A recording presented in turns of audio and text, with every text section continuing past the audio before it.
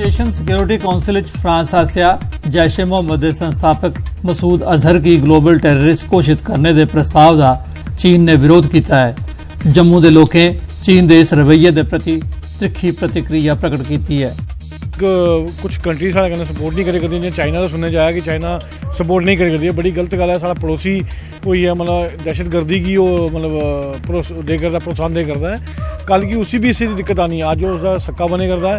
ये कौम जिहड़ी है ये जिहड़ा दहशतगर्द ने कुसै दे सक्के नहीं हुंदे। चाइना ने जिहड़ी सपोर्ट कीती है सी ये बड़ा ही गलत कीता है। सारी सरकार दी ते सारे लोकें दी चाहिदा कि जेह्ड़ा चाइना तो समान आंदा है इसी बंद करने दा इस्तेमाल करना। तो सारे ही दिखते हो कि कितनी बुरी हालत है, लोग जेह्ड़े जीना दुश्वार कीते दा है। तो उस आतंकी दे उपर जेह्ड़ा कार्रवाई होनी चाहिए। डोगरा स्वाभिमान संगठन के चेयरमैन चौधरी लाल सिंह होरें कठुआ के ग्रां कूटा च लोकें दे एक कट्ठ गी खिताब किया।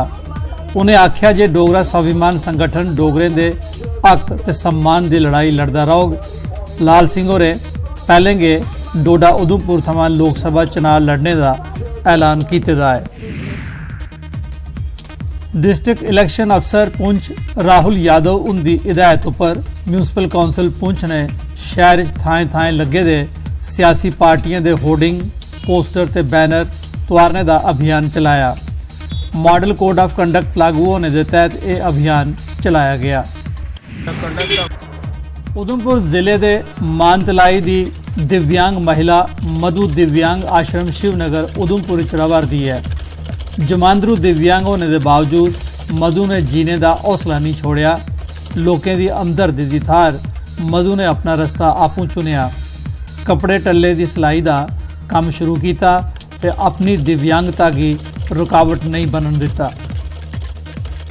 मैं कपड़े सीना जानी, सिलाई भी करनी, सारा करना, सारा कुछ काट भी लेती हूँ, सब कुछ कर लेती हूँ। तो मेरे को ये सपना कि मैं और बड़ा दूर तक पहुँचना चाहती हूँ। क्या भी पैरा करनी मैं सिलाई पैरा करने शौक है, हर काम सीखने का शौक है, कर लेती हूँ, सब कुछ कर लेती हूँ। इधर सीखा, घर भी करनी होनी ट्रेनिंग, घर भी सीनी होनी थोड़े, इधर आइए ज़्यादा सीखा। जिला पुलिस हैडक्वार्टर पुंछ बने दे शहीद स्मारक पर शहीद DSP मनजीत सिंह हुंदे 16वें शहीदी दिहाड़े पर श्रद्धांजलि दी गई। 16 बरे पहले पुंछ बस अड्डे पर मिलिटेंटें कन्नै होए दे एक टाकरे च शहीद होए दे पुलिस अफसर दे स्मारक पर फुल चक्कर चाढ़े गए ते उनकी उपलब्धियों की चेते किया गया।